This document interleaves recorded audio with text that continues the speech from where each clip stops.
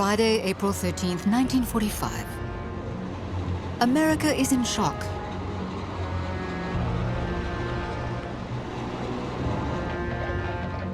The Second World War is not yet over, and US President Franklin Roosevelt has just died.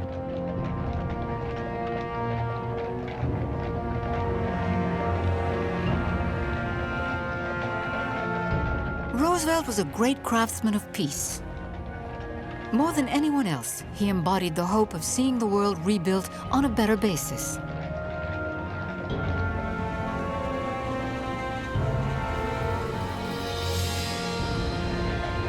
As the silent crowd watches the funeral procession go past, the whole planet is asking itself, without Roosevelt, will the Soviet bloc in the West manage to build bridges and build a lasting peace?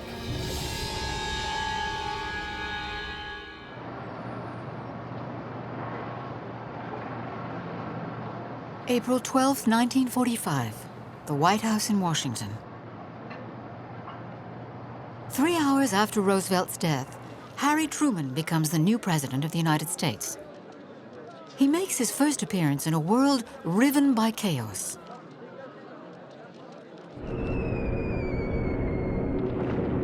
In April 1945, America is still at war with Hitler and the Japanese.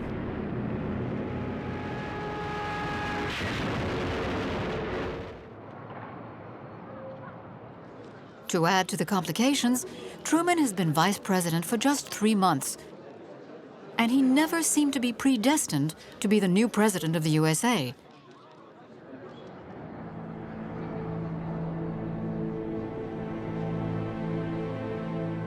He's a former shirt and tie salesman from Missouri.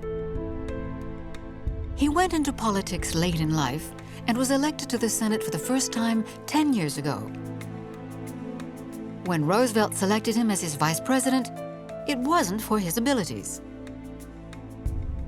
He considered him clueless. He chose him purely for electoral reasons. It's very common in the US. Vice presidents are not necessarily selected for their intelligence. It's often because they can win votes from important areas. Overnight, the former shopkeeper from Missouri has been propelled to the head of the world's biggest superpower. He himself is flabbergasted and doesn't try to hide it. The front pages scream out what Truman has told journalists. Boys, if you ever pray, pray for me now. I don't know whether you've ever had a load of hay fall on you, but when they told me what happened, I felt like the moon, stars, and all the planets had fallen on me.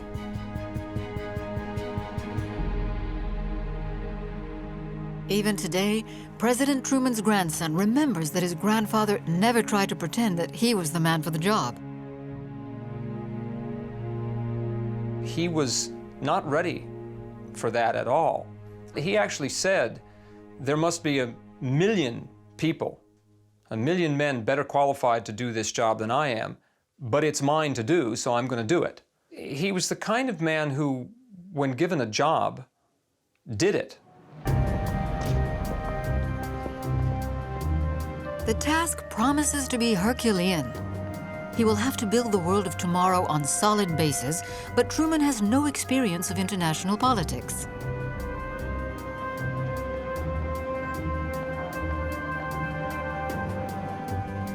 In the 3 months he has been vice president, Roosevelt has only met him in private twice. Truman has been told nothing. I fault my grandfather for not trying to bring him more into the picture. I wonder how much energy my grandfather had. I think he was well aware of his diminishing energy. And to bring Truman into the picture may have been more than he could face. 2 months before his death, Roosevelt had met with Stalin and Churchill at Yalta. It was there, in Crimea, that the Big Three had laid the foundations for future peace. But the deals concluded were complex and full of ambiguity, each of the allies having played his own hand. Truman was not privy to these discussions. He needs to familiarize himself with all the dossiers. He is pragmatic and hardworking, so he has countless briefings with his advisors. But will his relentless work be enough? Can this small-time tie salesman from Missouri hold his own against the formidable Stalin?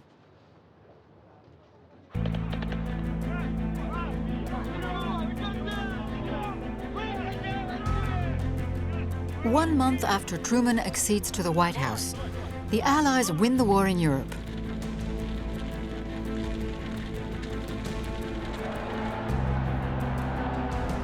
All over the continent, people are jubilant.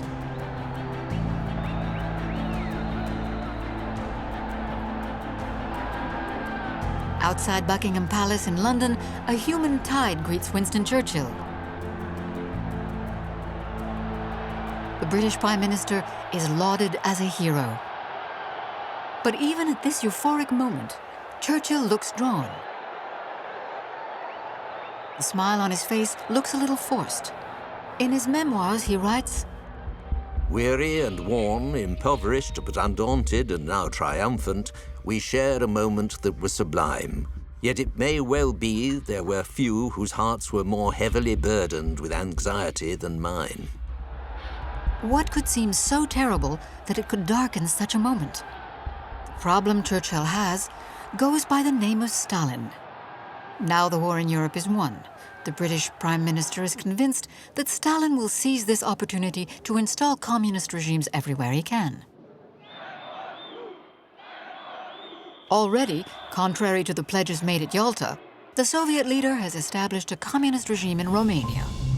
In Poland, 6 non-communist ministers have been allowed to join the government, but they have a little less power every day. Stalin wanted all of Europe to become communist. It was an ideology. But also because he had the mindset of an emperor, a dictator with an emperor's mindset. The British Prime Minister tries to warn Truman. But the new American president is not interested. For now, Truman has taken the tack that he will honor the agreements made by Roosevelt. He will not have a word said against his communist ally. Churchill can only wait and hope that Truman will see the Soviet leader's true colors for himself. The opportunity soon arises.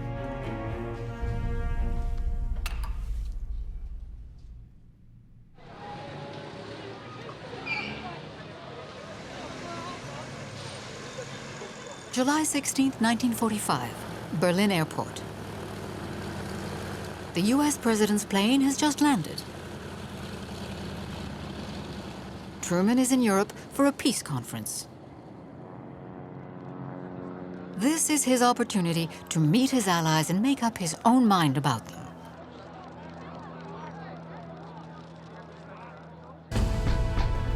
Talks are to take place at Potsdam, a few miles from Berlin.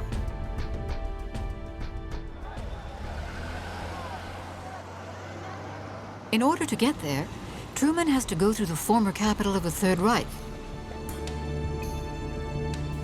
Berlin is nothing more than a land of ruins.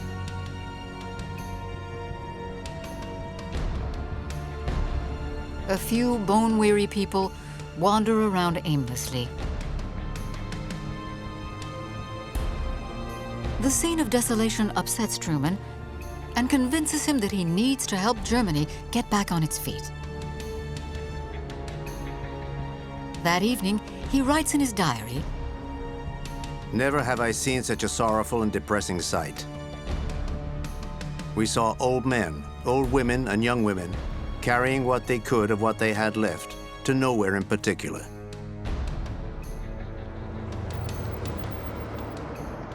The conference begins on the next day, July 17th.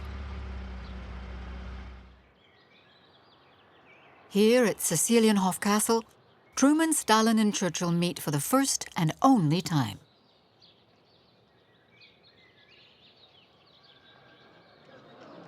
As Truman expected, Churchill seems charming. But his advisors keep telling him that Stalin is not to be trusted. However, the new president quickly sizes up the man with whom he'll have to negotiate. I can deal with Stalin. He is honest, but cunning as hell. Stalin, on the other hand, has no concerns about Truman, whom he just sees as a small-time shopkeeper from Missouri. Stalin knows very little about Truman because he was a bit part player. His spies hadn't really spoken about him, and what they had said led him to believe that he was insignificant and weak and could be made to agree to anything. But Truman is a man who sticks to his guns. For against all expectations, despite his lack of experience, the American president knows how to stand firm. He's in no way cowed by Stalin. A matter of character, certainly, but not only that. Truman feels he's in a strong position because he's waiting for a piece of information that could make him the most powerful man on the planet. At that precise moment in the United States, a top-secret event is being prepared. While he's negotiating, the president is keenly anticipating some news. On day 2 of the negotiations, he finally receives a telegram in coded language. Doctor has just returned most enthusiastically and confident that the little boy is as husky as his big brother. The light in his eyes is discernible from here to Highhold, and I could have heard his screams from here to my farm.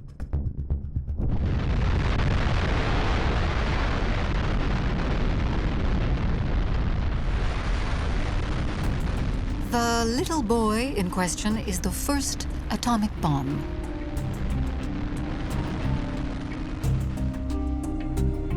For the last 4 years, the planet's finest scientists have been working in the greatest secrecy to develop what could be the ultimate weapon. The operation is codenamed Trinity. The first nuclear test in history is an unqualified success. The explosion is the equivalent of detonating 21 kilotons of TNT. Never before has such destructive power been achieved. A single weapon now has the power to annihilate all of humanity. After hesitating briefly, Truman decides to forewarn Stalin. This is obviously seen as bad news. It means that henceforth the Soviet Union is in a position of inferiority. Everyone was watching out for Stalin's reaction. And Stalin, who was a good actor, said, "Oh, well, I'm pleased for you, and I hope you'll use it against Japan." But was Stalin really in the dark? Despite the drastic measures taken by the Americans to protect the secrecy of their project, Russian spies have managed to infiltrate the Los Alamos base where the atomic bomb was being developed. Among them is Klaus Fuchs, a German physicist who has fled the Nazis. But Fuchs, a fervent communist, is also a spy in the pay of the Soviet Union. For the last 2 years, the scientist has been passing on all of the plans for the atomic bomb to the Russians. Thanks to this information, the Soviet Union has begun to develop its own nuclear bomb. Despite this, on July 24th, when Stalin finds out that the American bomb is ready, he becomes anxious. There is nothing Stalin hates more than feeling vulnerable.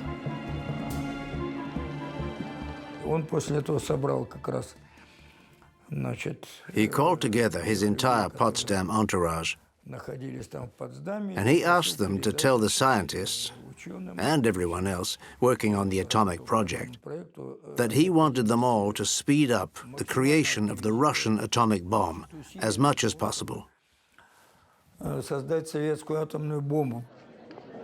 The bomb would become an obsession for Stalin.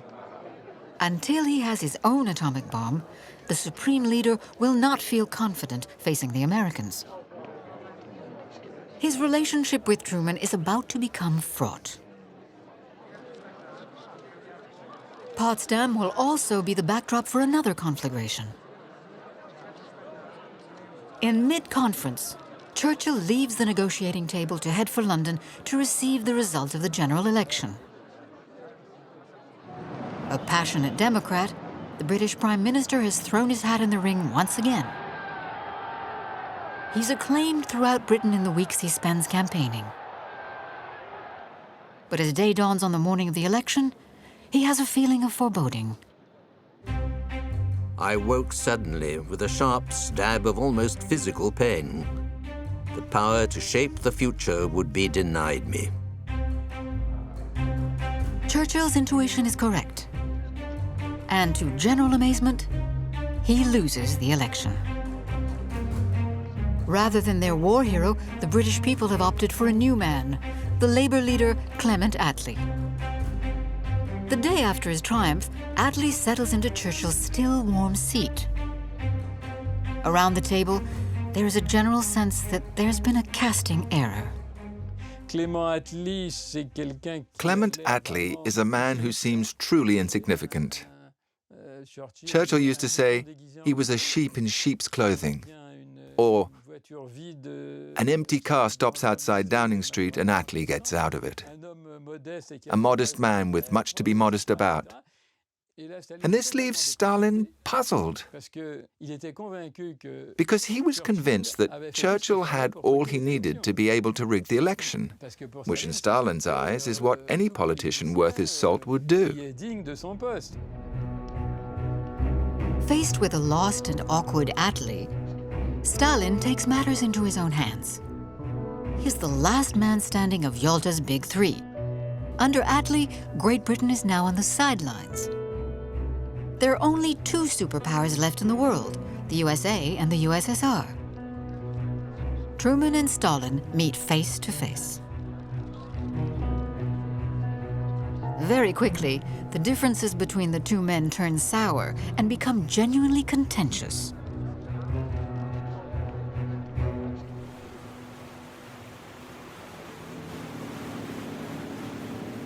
Five days after Potsdam, Truman makes a decision which will have significant consequences.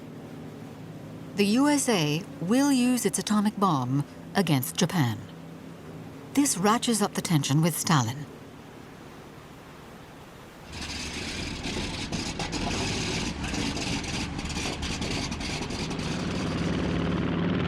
August 6th, 1945.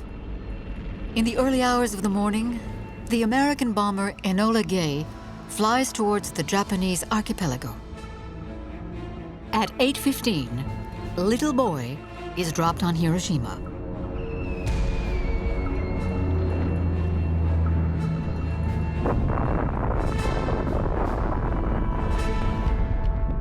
A huge mushroom cloud billows over the city. The temperature on the ground reaches 4,000 degrees. 70,000 people die instantly. The city is nothing more than a wasteland of ash and dust.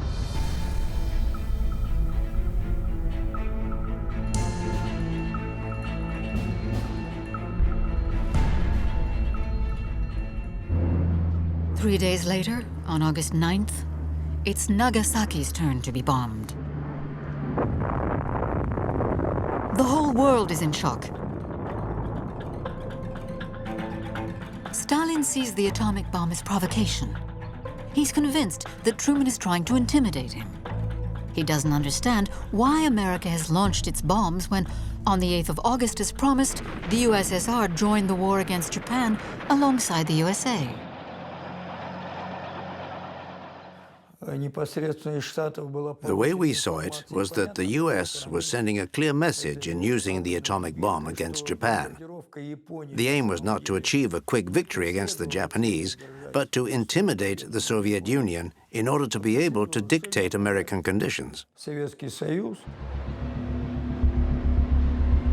Obviously, Truman wanted to end the war as quickly as possible and save American lives. But it is also a clear message to Stalin, because Truman fully intends to let him know that he is now in the driver's seat.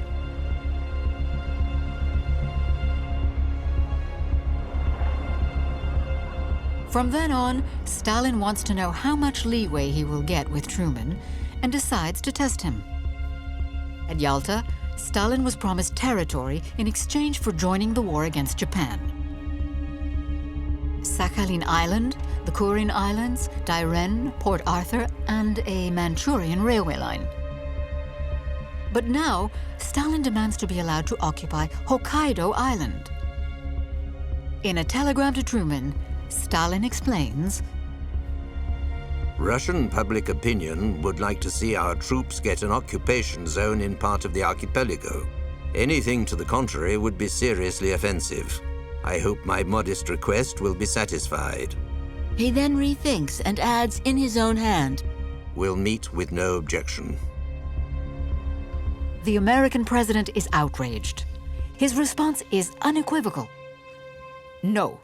Period. Grandpa expected people to be straightforward and honest. Those are the kind of people that's how he was. He expected people to be truthful with him and to be upfront.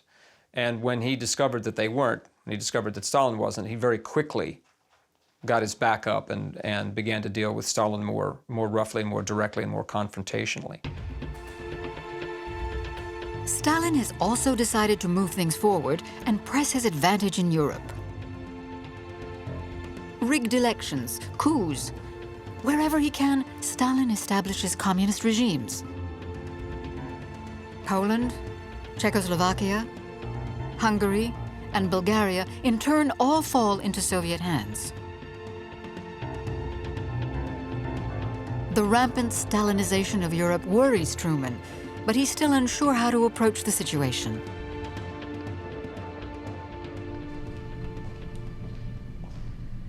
The telegram, which lands on his desk on February 22, 1946, changes everything.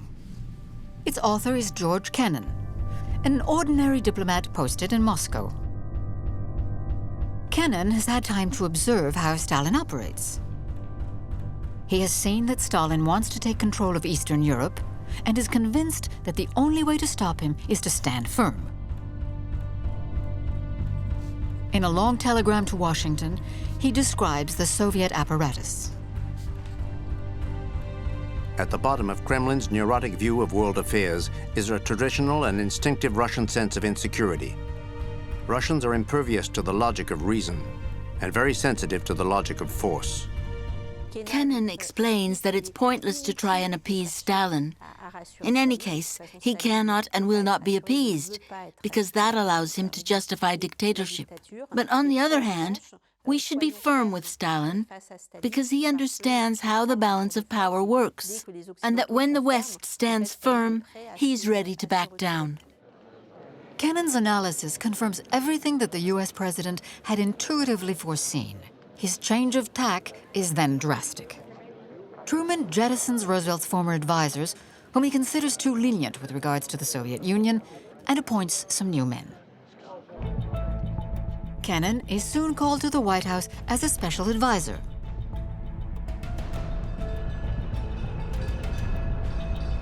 Truman is still left with a problem, that of explaining this turnaround to the American public.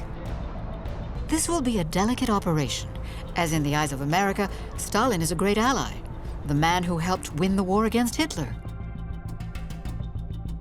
The press has consistently hailed him as a hero. They've been exposed to 4 years of war propaganda, which has shown Stalin as a friend to all children and the great ally who will help America win the war. The propaganda was successful, and Stalin is very popular in the USA. The American president then has an idea. He will make use of the former British Prime Minister and let him deliver the bad news. Churchill still has considerable prestige, and no one will dare to doubt his word.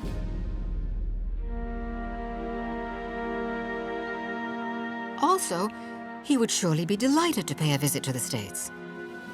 Since losing the election, he's been in a period of deep depression.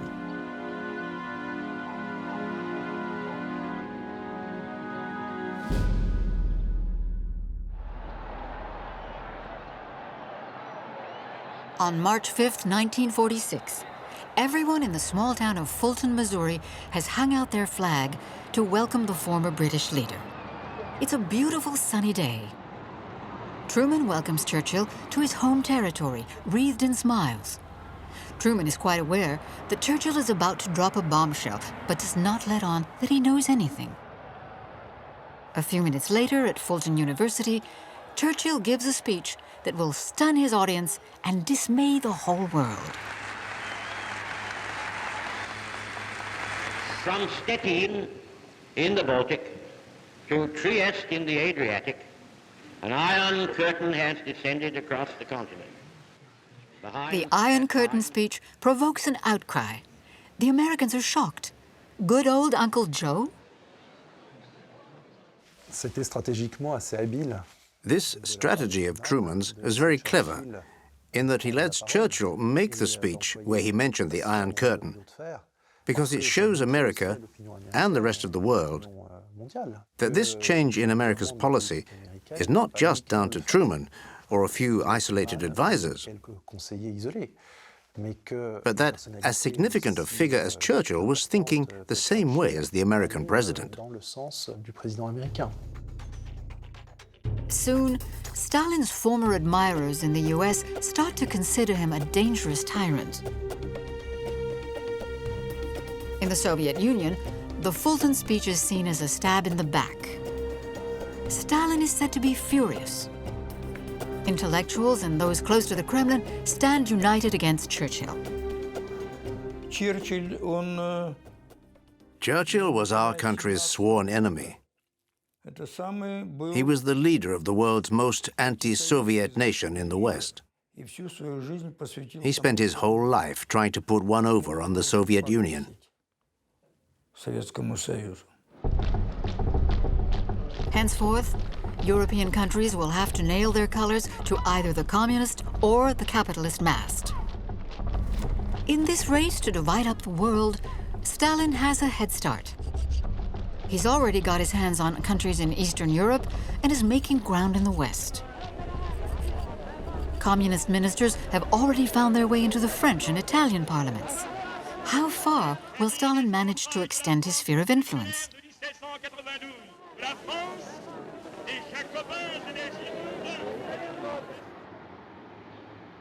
This question haunts Truman. He understands full well that in this arm wrestle with Stalin, one thing adds weight to his opponent: poverty.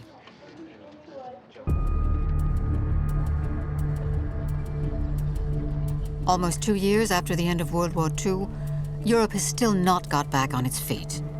The old continent is staring into the abyss. Truman is perfectly aware that this deprivation makes a perfect breeding ground for communism. But before he can act, he needs a clear view of the situation. In early 1947, Truman sends Montana Senator Mike Mansfield to Europe with a brief to evaluate the situation. His report is horrifying. In every country visited, there was evidence of malnutrition, tuberculosis, and disease. The greater part of the Italian population is subsisting on a bread ration from 75 to 125 grams a day. Very little in addition is eaten. When he reads the report, a new conviction awakens in Truman. If he does not come to Europe's help, he will leave Stalin a free rein on the continent. Truman then decides on a rescue plan for Europe and entrusts it to Secretary of State General George Marshall.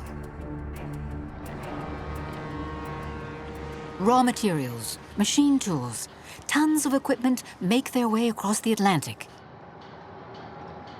But behind this facade of generosity, the Marshall Plan is also vital as a tool to relaunch the US economy. It was also a way to bring a new vigor to American trade. Because you can't be rich on your own in the world, you need rich partners too. So by extension, if the USA, who had profited from the war, could not trade with other countries because those countries couldn't afford to buy anything, then America's wealth would go into decline. The Marshall Plan is also a political stratagem designed to destabilize Stalin, because American aid is on offer to all European countries, including those in the East. And of course, the Eastern nations, who are under the protection of the Soviet Union, are also in great need, like Poland and Czechoslovakia, who are both offered the Marshall Plan. But ultimately, the conflict of ideologies wins the day. The Marshall Plan was perceived as an American imperialistic ploy to subjugate Western Europe. This was completely unacceptable to Stalin. Those Eastern European countries tempted by the idea of American aid were soon brought into line. In total, 16 countries, all Western, take part in the Marshall Plan. France, the United Kingdom, and Italy are the greatest beneficiaries. By mid-1947, Churchill's Iron Curtain has become a reality.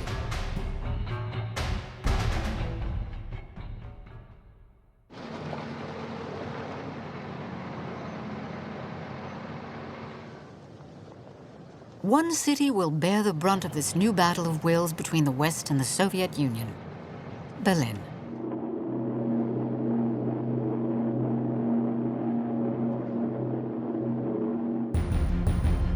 The German capital lies at the very heart of the Russian zone of occupation. But the city itself is occupied by 4 Allied powers: the USA, Great Britain, France, and the Soviet Union.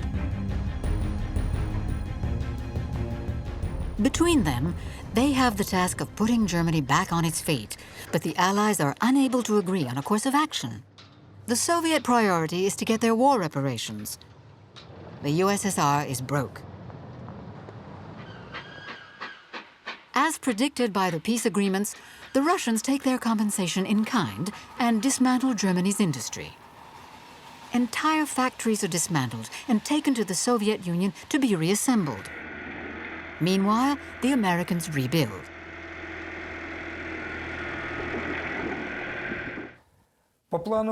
As promised in the terms of the Marshall Plan, the Americans gave Germany $16 billion.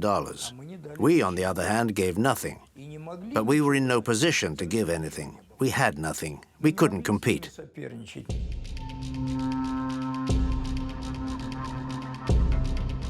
In the West, life gradually goes back to normal, while Berlin's eastern sector goes to rack and ruin. The Americans want to go further and introduce sweeping reforms to help revitalize the German economy. But Stalin objects.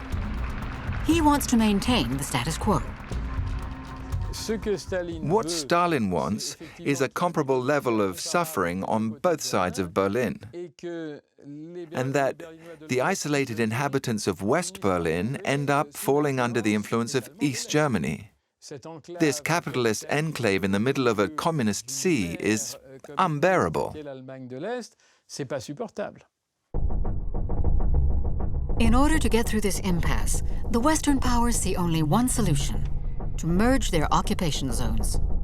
This will, without a doubt, infuriate Stalin. But to what extent? Could Stalin start a war? Before proceeding, the West needs information. And there's only one way to get it: espionage. Unfortunately, in these early days of the Cold War, the American secret services are to all intents and purposes non-existent. Actually, it's worth noting that during World War II, in 1942, the Roosevelt administration created the OSS Information Service, but it was no longer active after the war ended in 1945. So, between 1945 and 47, the United States had no intelligence services as such. Therefore, in the summer of 1947, Truman decides to found a new intelligence agency which will soon be known the world over: the CIA. Former Admiral Henry Hillenkoetter is named as its head. He has the difficult task of recruiting and training spies in a very short space of time. The problem is that he will need to find Russian-speaking spies. And other than the Russians themselves, not many people speak Russian. For this former British Secret Service operative, this was a major hindrance. The problem was, how far could you trust someone who was Russian-born with big secrets? Because you could never guarantee that they weren't actually on the other side, working for the Russians. Hillenkoetter wastes no time. Pragmatically, he realizes that it is among recent enemies that he will find his spies. Reinhard Gehlen, a former Nazi and the Wehrmacht's head of intelligence in the East, is recycled by the CIA. Gehlen knows the communist world extremely well. He becomes the brains behind American espionage in Germany. He helps recruit hundreds of former Nazis to the CIA. The Americans have no qualms about this. The only thing that matters to Truman is blocking Stalin's way. The logistics have changed. In the Cold War, the enemy wasn't Germany, but the Soviet Union. So ultimately, why not make use of people who are fervently anti-communist? And obviously, those former Nazis hated communists with a passion. So why not? At this point, we're in the middle of genuine realpolitik.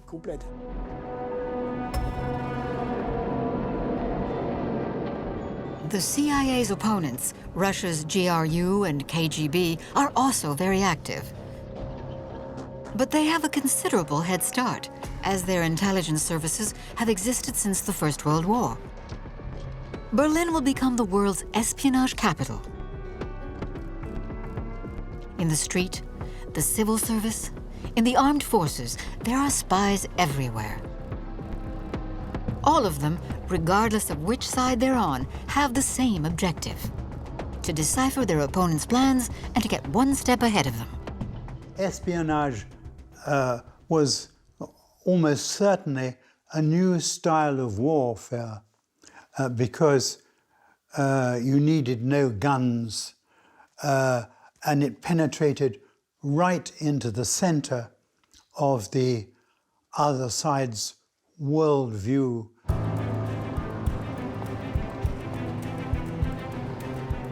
As Truman has requested, Gehlen and his men try to discover what Stalin's reaction would be if the West merged its various zones in Berlin. In the late spring of 1948, the German spies think they may finally have the answer.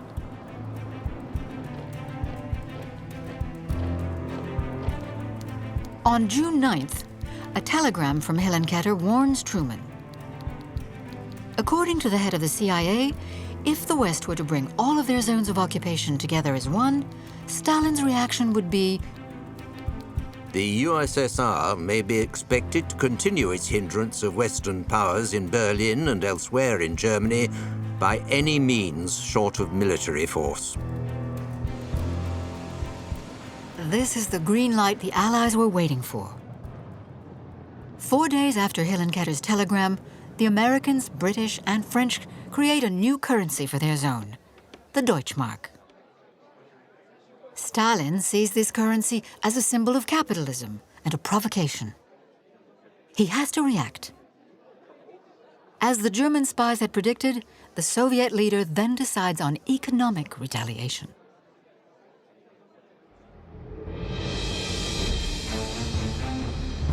On June 24, 1948, he cuts off all supply routes to West Berlin. The roads which link West Germany to West Berlin are blocked. 2.5 million inhabitants of Berlin are trapped. Without supplies, they will be unable to survive for long. In Washington, some of Truman's advisors urge him to respond with force. But the US president decides on another option: to replenish the city's provisions from the air. He didn't want open warfare between the US and the Soviets. That was the last thing he wanted.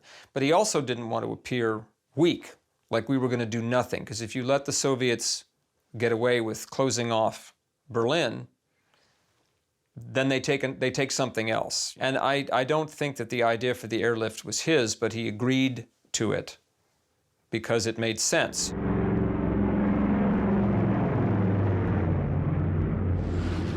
4 days after the blockade starts, huge British and American cargo planes fly over Berlin. Within their bellies, tons of food and goods and the famous care packages.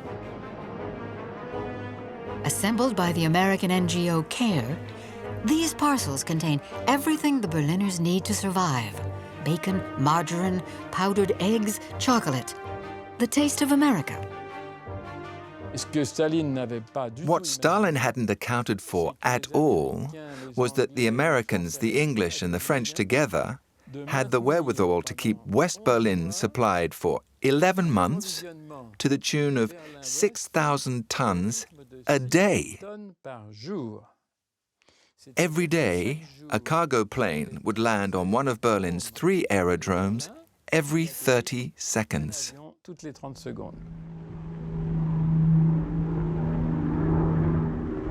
For a year, Berlin's citizens lived their lives to the rhythm of the aircraft flying back and forth over their heads. But despite American aid, daily life remains difficult. In order to survive, everyone does whatever they can. Sowers start appearing in the heart of the city. Soon, vegetables start growing through the tarmac. They also show themselves resourceful where heating is concerned.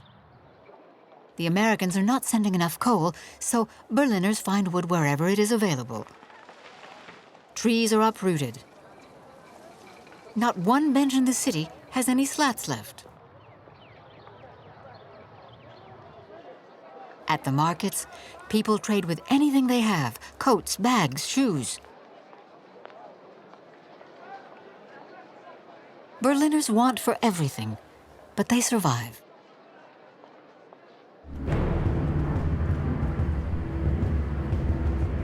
The Americans, too, are determined to stand fast, whatever the cost. And as predicted by Galen, Stalin does not give the order to shoot down the American planes.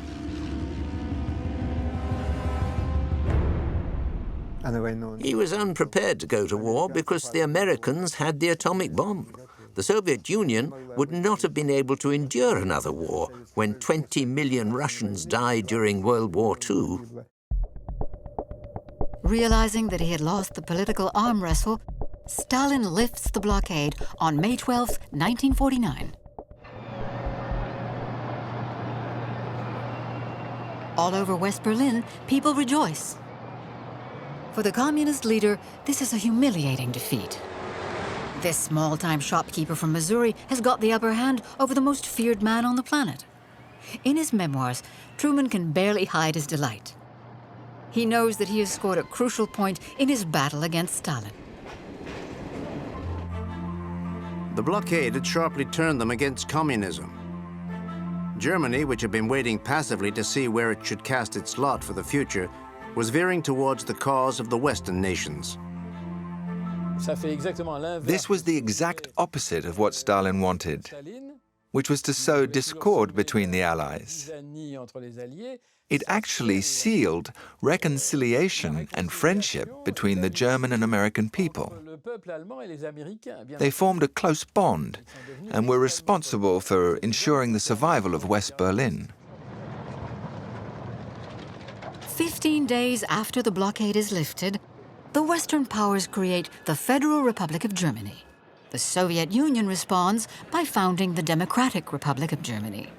The allies of yesteryear are now officially enemies. At the White House, Kennan is terrified. He is farsighted and writes, All in all, our policy on the continent takes us along a street to which there are only 3 outlets: a Russian collapse, a disintegration of our own position, or a terrible war. The threat of a terrible war hangs a little more heavily on the world every day. Stalin has still not recovered from the blockade debacle and wants to regain the upper hand. His efforts eventually allow him to turn the tables once more.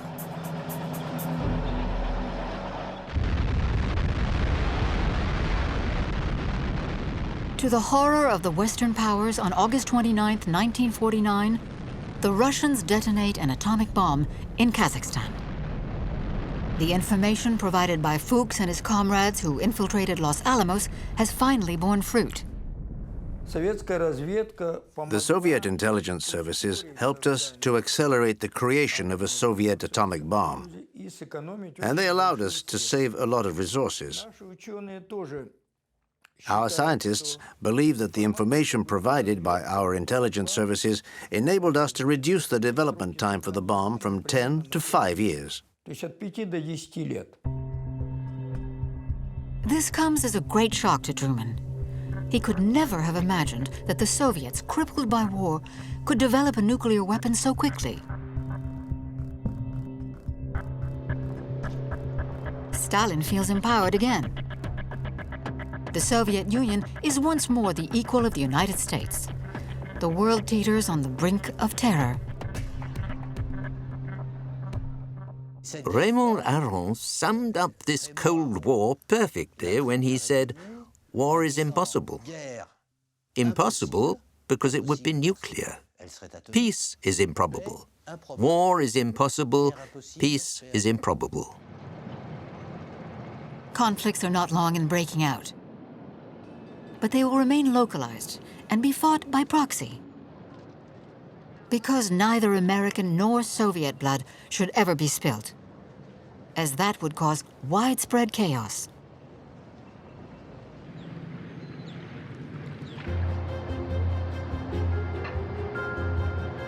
The first of these post-World War II conflicts to erupt is in a small country that few Russians or Americans would be able to identify on a map of the world: Korea. Since 1945, Korea, which formerly belonged to Japan, has been occupied on both sides of the 38th parallel, to the south by the Americans, to the north by the Soviets. Since then, North Korea's communist leader Kim Il-sung has sought to reunite his country. He has on several occasions asked Stalin for help, but the Soviet leader has always refused. However, on January 12th, the Supreme Leader changes his mind. And it is all because of a tiny little sentence uttered by Dean Acheson, the American Secretary of State. That day, in his speech on America's military ambitions, Acheson writes, "This defensive perimeter runs along the Aleutians, then to Japan, then to the Ryukyus and the Philippines." He forgot about Korea. The worst mistake he could have made. There was Taiwan, Japan, the Philippines, everything you like, except Korea. It wasn't clever. Which is surprising for someone as experienced as Acheson. But he made a big blunder. Stalin took this as an encouraging sign that the Americans had softened again. Stalin then gives Kim Il-sung a green light to spring into action. At 4 a.m. on June 25, 1950, North Korean forces crossed the 38th parallel. The news is immediately broken to Truman, who is spending the weekend in his home in Missouri. The American president does not hesitate for a moment. Force must be met with force. His memoirs recall, If this was to go unchallenged, it would mean a third world war, just as similar incidents had brought about the Second World War.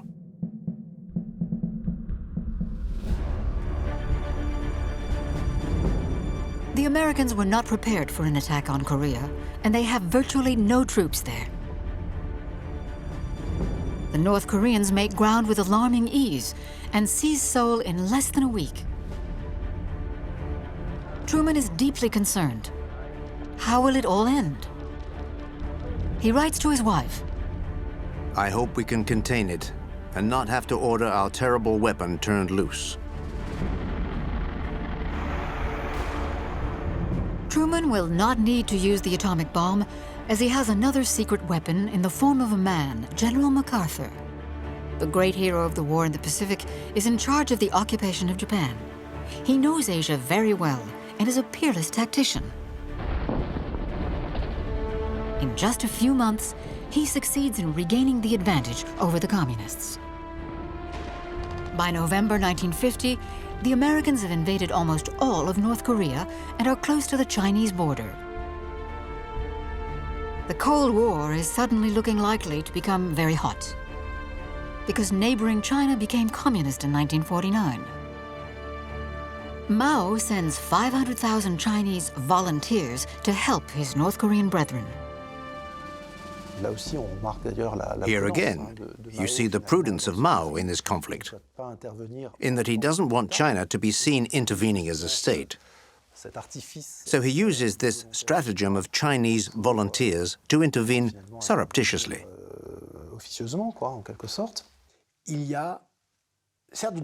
There is certainly an empirical rather than theoretical mastery of the Cold War. Everyone makes their move, but does so in a controlled way to ensure that the Cold War doesn't become a general, global, and nuclear war. For Truman, these months of intense tension are psychologically exhausting. In his journal, he writes, "It is hell to be the president of the most powerful nation on earth. I would rather be the leader of my village." The American president only ever refers to the White House as the White Prison.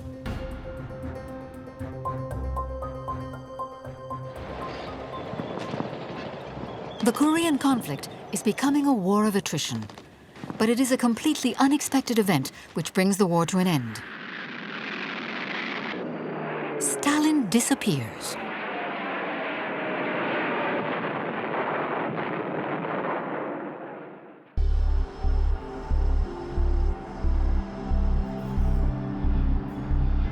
March 1st, 1953. Kuntsevo Dacha, near Moscow. This is where Stalin now lives as a recluse. The man who struck fear in the hearts of the world has locked himself away in a cage of delusional paranoia. He fears he's going to be assassinated. When Stalin goes to bed that night, he's had a lot to drink. During the night, he suffers a cerebral hemorrhage. For 10 hours, as he lies dying, no one dares to open his door. Everyone is too afraid of the possible reprisals. He died alone, and all those who could have helped him, such as his doctor, well, he was in prison. He could have made a recovery. But when his cronies arrived, like Khrushchev, Beria, Malenkov, they daren't do anything in case it's held against them. So doctors were called, but those doctors were scared. They didn't even dare make a diagnosis because the KGB behind them is saying, "Be careful what you write and what you discover, comrade."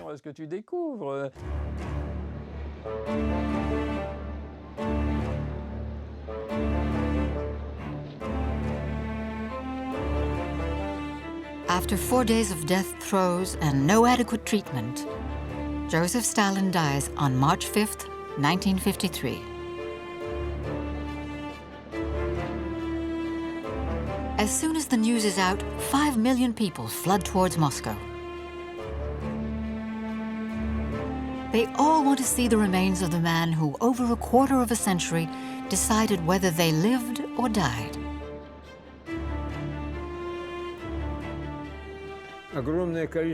Many people who hated Stalin said, "Thank God he's snuffed it at last."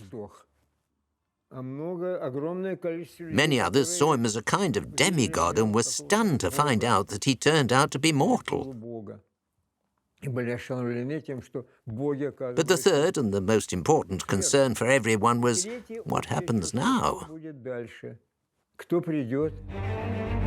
The whole world is reeling from the shock. While Molotov and others close to Stalin carry the coffin, each of them is thinking about the future. In Moscow, just as in London and Washington, people hope that the end of the Soviet dictator will also mean an end to political tensions. Their hopes will soon be dashed. 8 years of continual latent conflict between the USA and the Soviet Union have shaped the world in such a way that there is no easy way to turn back. Stalin and Truman's Cold War will dominate the world and chill the hearts of humanity for nearly 40 years.